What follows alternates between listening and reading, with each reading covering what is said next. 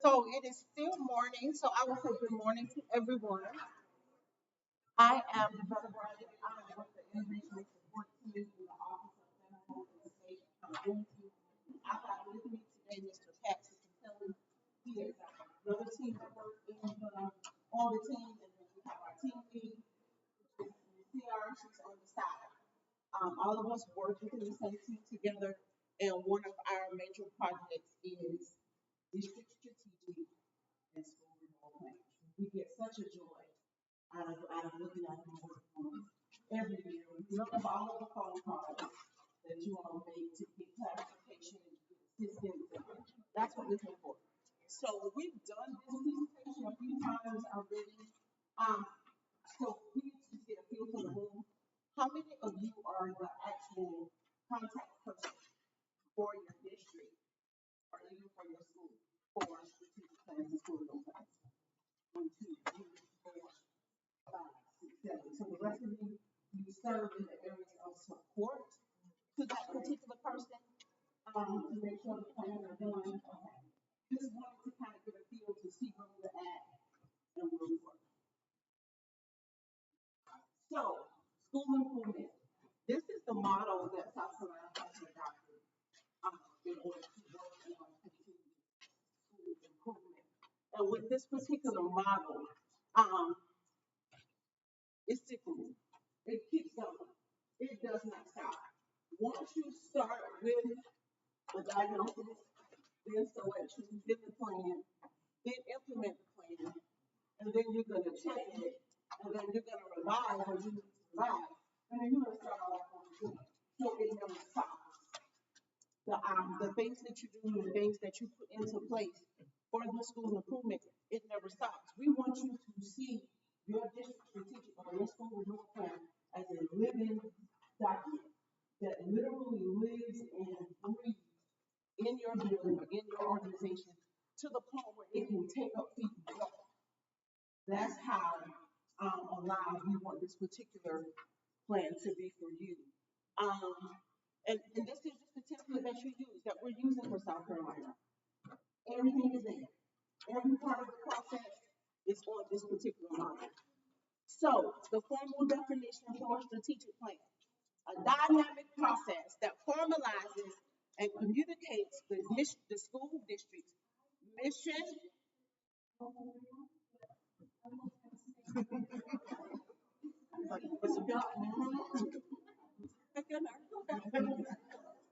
a school district's mission, vision, values, goals, and objectives, and the actions. Because those actions is what's on us now. Sometimes you can be kind of excessive with your actions, and we're going to talk about that in a bit. And that's not necessarily for your group, but it does happen. But those actions is what's needed in order to reach those goals. So what are the essential elements? You have your needs assessment. You have your needs assessment. You have your needs assessment. Your needs assessment, your needs assessment is not your school report card. You are to complete a comprehensive needs assessment with stakeholders in your building, in your district, in your community. So that needs assessment is a crucial piece of the strategic or the school renewal plan because that's where you start. That gives you the foundation. And if that foundation is weak, you're in trouble. A differentiated intervention. So after I'm done with my needs assessment, then my next step is to find some stuff that's going to address it. Find some stuff that's going to help me out with it. Because we don't want you to just do a needs assessment and then put it on shelf. No, what is that needs assessment telling you to do? And then that focus improvement. Because you guys inspect with your expert. You guys inspect with your expert. So whatever you decide to put into action, you need to make sure that you're inspecting it. The strategies that sets the direction and the focus. And I've seen some plans with 4 or 5 strategies for each goal, and you have 5 or 6 goals. That's a lot. Again, excess doesn't mean that it's a good plan. And then the organization must be able to efficiently execute the strategies. So if you got 35 strategies for your plan, how are you going to effectively execute those? Because you got to effort to execute. And if you don't, it's going to fall by the wayside. With any intervention that you put into place, it should be implemented with fidelity, just like your plan.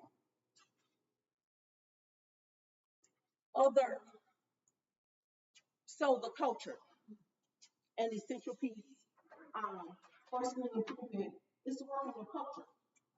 What type of culture do you have in your building? Your culture sets the tone for everything that's going to take place in your building or in your school district.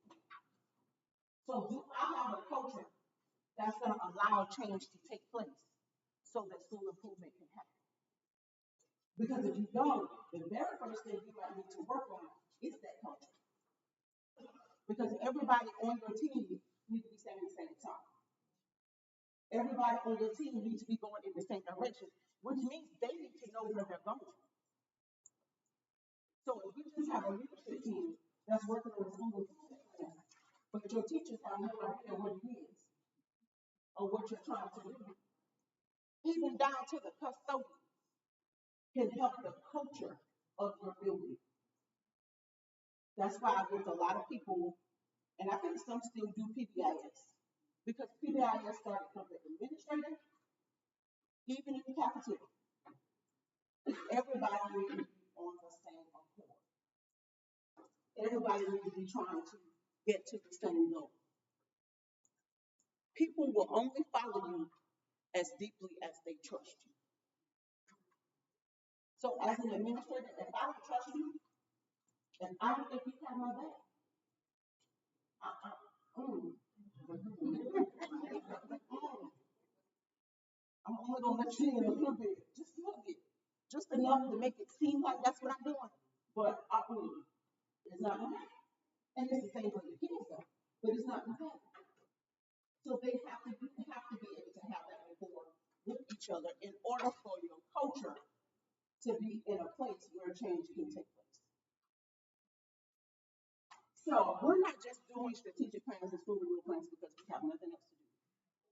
We're not requiring you to do this and submit it to us on April 30th just because that's just the date we pulled out of it. There are regulations and policies that are set up for this process. It tells us what we check for, it tells us what you should have, it tells us when you turn it in. We have no control on that ourselves. Now, do we allow leeway? Of course. Do we work back and forth to get it together and get it to a presentable piece of document? Of course. But keep in mind, we're doing what we're doing because this is what we're told. Not because we don't like you, because we love you. That's why we're willing to help you. That's why we're willing to do whatever we need to do. All of the phone calls, the emails, or whatever it is. Because it's better to get together to get it done correctly than to just not do anything. Then you will have to do it correctly. Because it still has to be done. So, these are the components of your plan. It starts with the assurances. The assurances, if you are a school district or an elementary school, all of the assurances apply to you. For the school district and for elementary schools, all of the assurances apply to you. Middle and high school, there are some that do not apply to you. So make sure you're reading each one to know which one it is. Because it will specifically say that is catered towards the program for 4K. Because we don't have 4K in high school or middle school, so that one don't apply to you. Okay. Stakeholder involvement, it is more than just your leadership team. You have your building stakeholder members, your district stakeholder members, as well as your community. Everybody needs to know. Everybody needs to be a part of this process. Everybody needs to be a part of this process. It should not be anything surprising to anyone. because it takes more than just you to run the school. Oh, I hope I administrators know that. You can't do it by yourself. Again, the comprehensive needs assessment, as I spoke to a minute ago, and then we get to the needs assessment executive summary. It is exactly what it says it is. It is a needs assessment executive summary. So when I look at my needs assessment, what does it tell me? Where are my deficiencies? What do I need to work on? Those are the types of things you need to talk about in the executive summary. Your executive summary should include the data that you found out about from your comprehensive needs assessment. So when we see those executive summaries that's just bland and blank and have no data whatsoever, that is going to be retention. It's a bridge. You start with your comprehensive needs assessment. Determine what is it telling you to do, what do you need to work on, where are your deficiencies. You explain that in your executive summary so that when you get to your performance goals, we will know, well, this is why we have this goal, because this is what we saw. So now it's time to write the goal so that we can put some things in action in order to get that better and get to the place where we want to be. From your performance goals, you will have interim performance goals. There's a difference. Your performance goals is the 5-year goal. The 5-year goal. What's going to happen in 5 years? The interim performance goal is not meet objectives as below. The interim performance goal is the 1-year goal. Tell us what is going to happen with this goal in 1 year or every year. That's the interim goal. You need to actually write. These are SMART goals that you are writing for your performance goal as well as your interim performance goal. Anything else needs to be set back. So you should make sure that you have SMART goals for both of those. Then your strategy and the action plan that goes with each goal. Your strategies and your action step that goes with each goal, and then how are you going to evaluate those strategies that you have? Because as I said, you got to inspect what you expect. Any questions so far? What questions do you have? Are you sure? Did I mean I'm doing a really good job? Okay, I can say that one. For the April 30th day, that date is specifically in legislation, or that's the date that helps? That is in the regulation. Because it's the regulation. Now, there's some up in the air where they're trying to possibly get it changed because it's before the date comes out. Well, and I was just going to say, you know, for us, and you know this, I'm sure every district in the state said it, that the cycle itself doesn't necessarily allow us to do the best we can do because we don't have all we need to make the best plan. So, And what some districts do is not necessarily the best thing either, but they're working a year behind. So, take for instance, when you upload and update for this April, they are technically updating with the data from 24 because they don't have the data for 24. Now, the only other way around it is when you're writing the plan, because you don't actually have to have a plan. Let's talk about SC rate.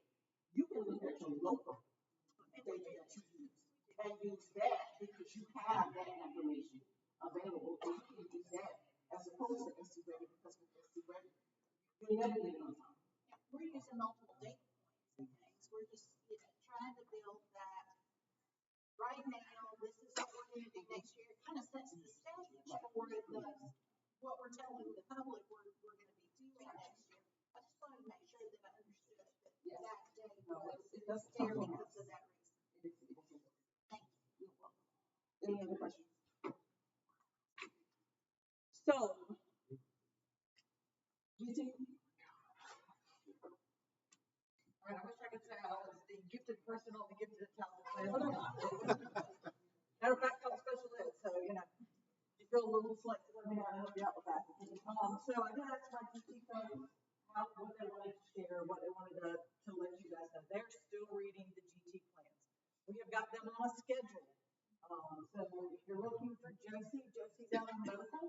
So if you need any GT, probably need any GT help, you probably need to reach out to Dr. Austin, who's the director, or whoever's next on that little chain to get you going in the right direction for your GT plan. But they're asking for 2 SMART goals in the strategic plan. They're asking for your policies and practices, your scope and sequence, grades of academic service, so what grades you're covering, the grades of artistic service, and your screening and identification education. They're looking for those things inside of the plan. So know that if you are up for an initial plan, you need to make sure you've got all those pieces in there. And if there are things that are missing, please make sure they get corrected and not so get back. As far as a team goes, we're not going to send you an all checked off letter until all the parts and pieces have been checked off. Which means GT is working with us. They are looking at things we are looking at. They're going to let us know when it's checked off from their end before we come back to you guys and say, hey, everything's good to go. It's one complete package, so there aren't these parts and pieces all over the place. So keep that in mind for the GT folks.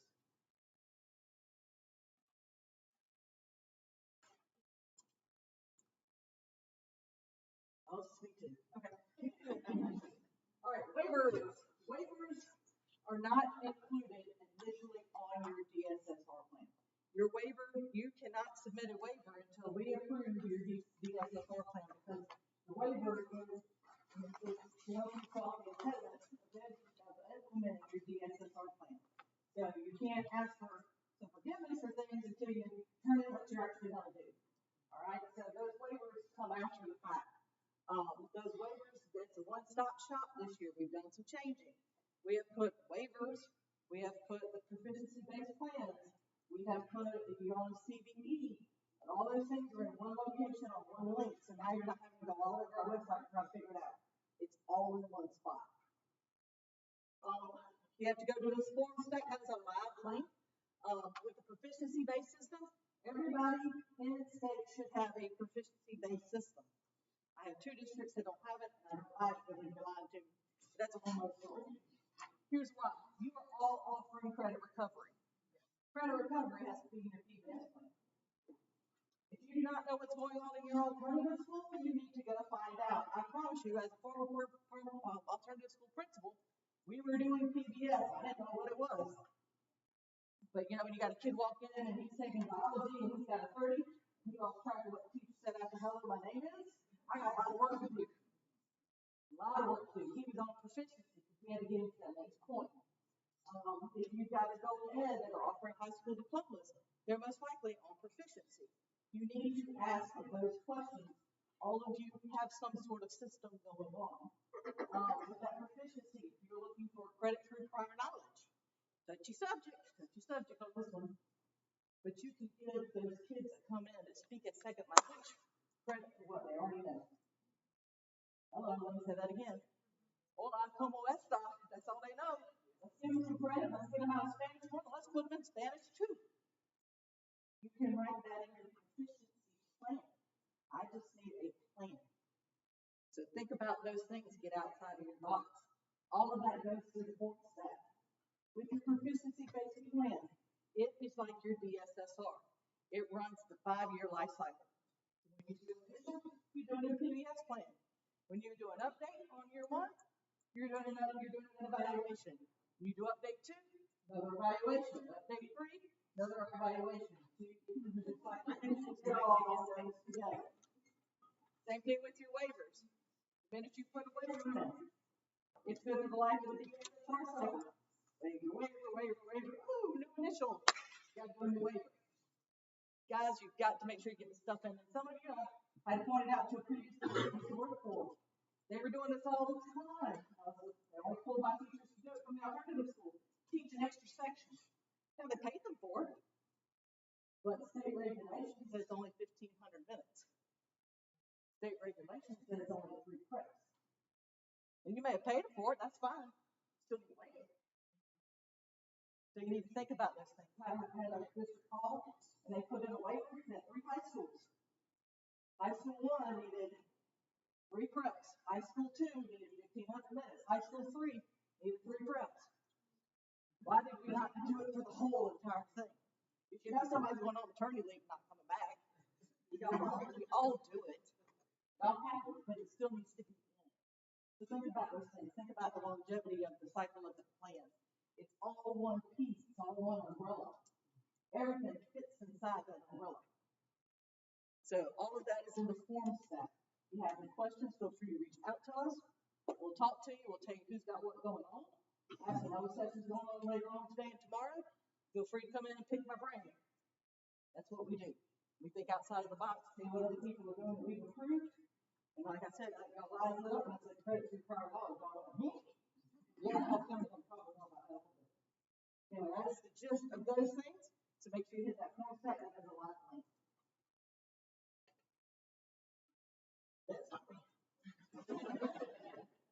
So the difference between district strategic and school renewal plans. It is basically the same except for the fact the district plan will include the GT component. The school renewal plan does not contain the GT component. Only the district plan does.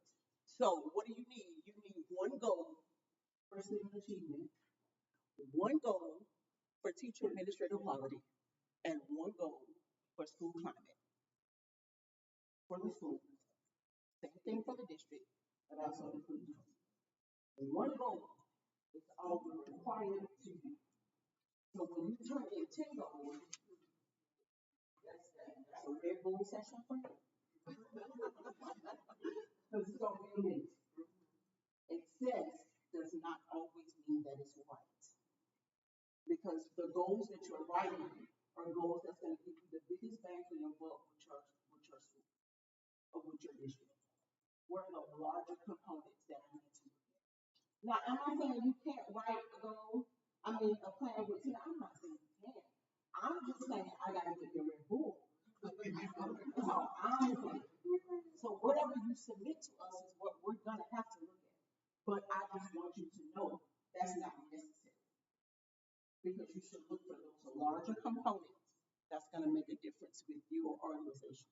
And it's not that you don't, it's not that you're not focusing on other things. Let's say your school climate's really, really rocking and rolling. I'm not sharing your surveys. Woohoo! Seriously, y'all have so much world. And just because your math is really, really high, doesn't mean that you need math going. I know you'll still work once you get there. Once you got the engine moving, then yeah, it's a goal, but it's not the massive engine goal. It becomes one of the other little trailers. What's going to get you the most bang for your buck? Maybe it's reading. Maybe that's where we need to focus on reading. And that needs to be your engine that's running. That's how you get to the one goal. It's not that the other things aren't happening. Not that you let your math teachers off the hook because they do it. It's not like they're around like, yeah. No, they still got to work on it. It's pretty good. You got to keep working at it. But you don't have to put the bang on it because they're already where you need them to be before something else. And as I said before, it doesn't necessarily have to be SEO data or state data. That's not a mandate. Because looking at those pieces that you are looking at all year, that you're making decisions about all year, that you are adjusting your instruction in your classrooms for all year, that's where your biggest bang comes from. Simply because with the pieces we have in place, if they do well there, they should do well with this year. But just making sure that you're looking at those pieces that make sense. Now, this is Mr. Sicantelli's favorite slide. And it basically talks about the excess. When you have so many goals, for each goal you got 10 action steps, and you got 5 goals. That's 50 things that's going on in your building that you have to monitor. Because remember, part of the model was you got to evaluate it. So is it necessary to do that much? No. Will you still be doing a lot of that in your building? Of course. But it's not necessary to put it in this plan because that's not going to make it so wonderful. They got 10 goals, I'm giving them an 8. I don't even have to look at it. No, that's just open up the can and let's go. And I might have to get a second one. I always got one on standby. It's always something. You want to add something to that? Nope, you go.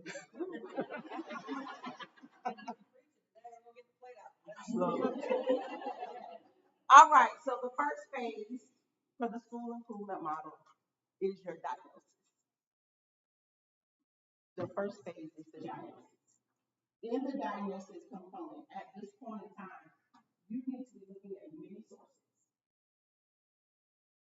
not just the test scores, but you need to be looking at many sources.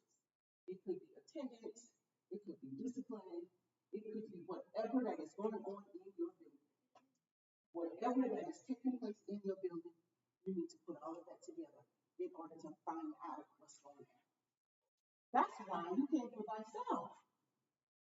That's why you should have help. Because there's no way you would be able to do this by yourself efficiently. So it's not just about what the test scores are. You're collecting this data and you're analyzing this data to find out what is going on in my building. What is going on in my school. The diagnosis piece is the most important piece of the plan. Because this is what's going to drive it. This is what's going to let you know what you need to work on for your performance goals. So you have to make sure that you do a deep data dive.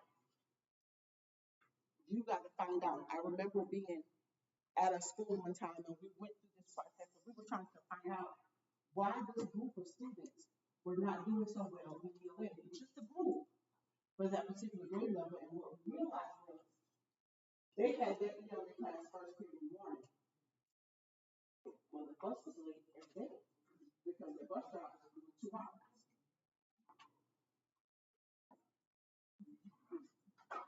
So when you're doing those deep data dives, you got to really look to see what is going on. Because there are so many external forces that can take a part in that, that can take a play in that. So that's why the diagnosis is important. And the last one said root cause analysis. That's when you're getting deep. And this is going to lead your plan. So this is a book study that we did. Annual growth, catch-up growth. And this particular school district decided that reading was an issue for them. And they put together a plan to change the reading scores. They changed the culture of the entire district. And it started with the principals. Because when people weren't on board, if you're not on board for what we're trying to do, then this may not be the place for you. So they got the entire district. They changed the culture of the entire district in order to get to where they want to be to reach the reading goals. And they made remarkable improvement in a matter of years. Because it's not going to happen overnight. We didn't get to this place overnight, and we're not going to get out overnight. But they made remarkable improvement to change the reading goals. They reached them.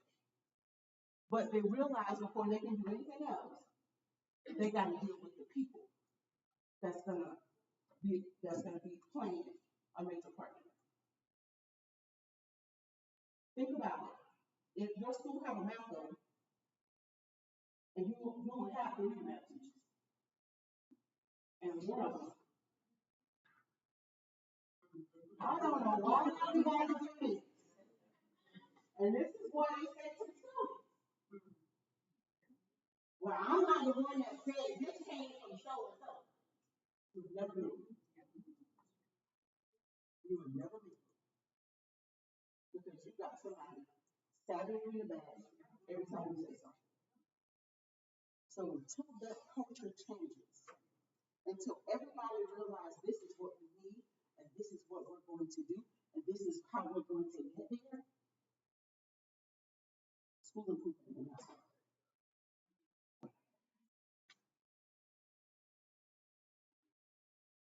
Your comprehensive needs assessment requires an inclusive team, because it's not just you. It requires gathering and analyzing data, informs identification of primary needs, root any statement and desired outcomes. That's what it does. And that's the whole first part of your plan. There, let me jump in. I'm going to talk about this later in another session, but with this comprehensive needs assessment, do it right one time. And I mean do it right. Smack it with some mayonnaise and some mustard. Do it right. If you do it right the first time, you can copy and paste it for everything else you're talking about and else that got it. One time. It should match. The DSSR drives everything. You'll hear Jennifer say it, you'll hear me say it. You need to fund the plan. All this money funds what we're talking about right here. Make that money work for you. Fund the plan. Make this work one time. Okay, principals do it right one time and it takes care of everything. They'll do it right the first time.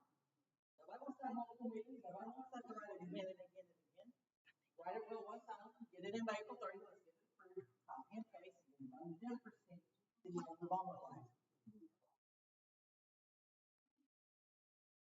You doing? All right. Good afternoon, everybody. I'm going to go quickly. My name is Pat Sicancelli, and I work in the department as well with you've heard from already. This is my 43rd year in education. I'm a classroom teacher, everything, including up to superintendent. One of the things I want to share, though, before I even get into a little bit more of this, is this morning it was, I think, important that you heard that message. The two folks that talked about the CEO from Germany. What changes the trajectory of their learning? I'm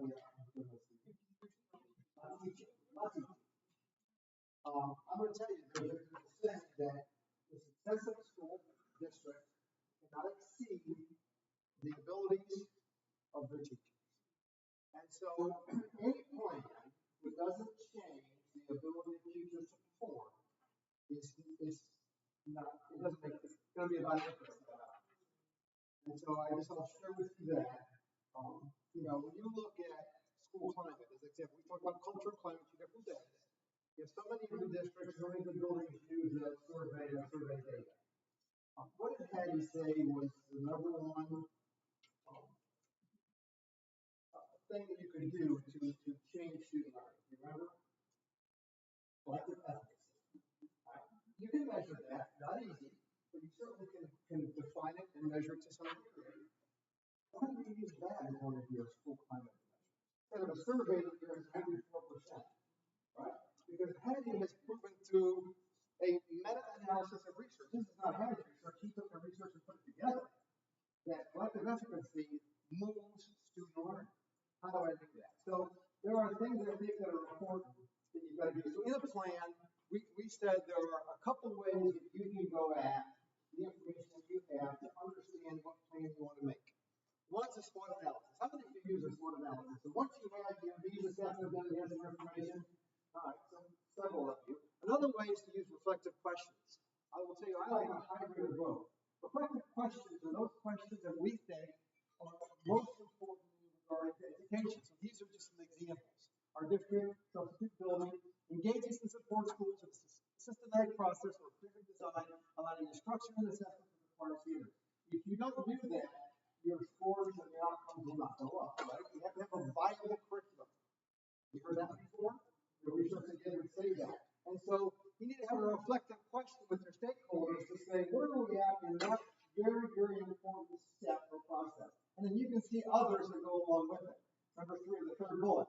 A data-driven planning process at the district level for improving teachers matter. I'll give you 2 stories I can share with you that I think will help you understand that. I was a high school principal and observing, and I went into a resource room with students with special needs, and they were learning math. And I can tell the instructor was not very good, was not strong at instructing math. And I can also understand and tell that the curriculum wasn't aligned to the state standard. We were teaching 2 or 3 grade levels below because we were being behind. So I went and did the research. I went and looked at the data. Over the course of the last 4 years, we had 16 kids in that resource room who had taken the state test. These were not students on alternative assessment. These were students taking a regular assessment. How many of the 18 had passed? teaching them 6th and 7th grade math and asking them to pass a 9th and 10th grade test. So we went in and we put them in the classroom, we included them in the general ed classroom with a teacher who's really good at teaching math, with a special education teacher who now was supporting, and then we did the training, so she was truly a co-teacher. Over the next 4 years, 82% of our kids passed the math. 82%, that's special ed. Because we changed their teacher and how they were receiving instruction. Another example. I was a superintendent looking at some data for elementary. And I was in the district about 3,200 kids as superintendent. We had about 9 sections, K1, 2. And in 3rd grade, you have a lot of students who get referred to be tested or to be looked at and put into the MTSS process, RTI, right? Because that 3rd grade high stakes test and so on. But we were just seeing a lot. And we went back and I said, just for something to look at, we had identified at least one teacher at each grade level, really one, that was pretty weak. Every district has it, right? And we were small enough that we could do that. I said, do we have any kids who accidentally, just by chance, educational lottery, got that teacher every year? We didn't. We had 2 or 3 every year. We went back 5 years. You know how many of them were in special ed? Every single one of them was identified as a student with special needs. What had happened was they had not received adequate instruction. Who's going to say that, right, at the IEP meeting? Oh, yeah, this kid had 3 bad teachers. Right? But they did. And we needed to change that. And so, you really, when you talk about a needs assessment, it's really getting deep and asking those questions that can be personal. We didn't tell those teachers that we identified them as enrollment, although at the same time, the data told us that. That wasn't just, me with my iPad going in and going, I think that teacher thinks. It was looking at their data and understanding the outcomes. And so, doing those things is important and giving you a reflective question. So in that diagnosis, these are some of the areas you have to look at. The better talk about. One of the things I think is really important is that you don't rely too heavily on state report card data. If you don't have good diagnostic data, you're in trouble. You ever watched your football coach get ready? Every single week. Breaking down a new opponent, new tape, all the stuff that they do. I watched March Madness this weekend a little bit. All the things that go into that. I was a Division I coach at one point in basketball. And I can't tell you how hard we work to diagnose our deficiencies every game, all along the season to get better and better. So if you don't do that, you're really missing an opportunity. And so if you should have assessments, whether they're assessments that you use or your common local developed assessments, whatever they are, that correlate pretty highly. You should be running correlations to see if they do. The district I was in, we got to the point where we could predict with a pretty good certainty if the students did well in our quarterly benchmarks, and these were internal, we could develop them, that they would pass the test. Never was number 1, but it was really close. Close enough that we felt really good. And we could sit and talk to a parent or with a teacher and say, this child is good, this child needs intervention. It's good point. And it's something that took a long time to do, but we got there. So, this is just a graphic that kind of illustrates to you that cyclical process. So, it's a problem statement that you're going to develop through your day. What's our challenge? For me, the example I shared was our students that are being taught math in the research room are not mastering the standards, right? The root cause was because of several things. The teachers didn't have the skills. They were being taught a curriculum that wasn't aligned with the assessment, several problems. So then we put in some strategies to change. We put the kids in a general ed classroom. We did professional development so that the teacher and the genetics special ed teacher were co-teaching, made it a great environment, looked at the objectives, and then we met our goal, essentially. I was very happy with this is north of 80% of our students passing. That's really good. And that's that process.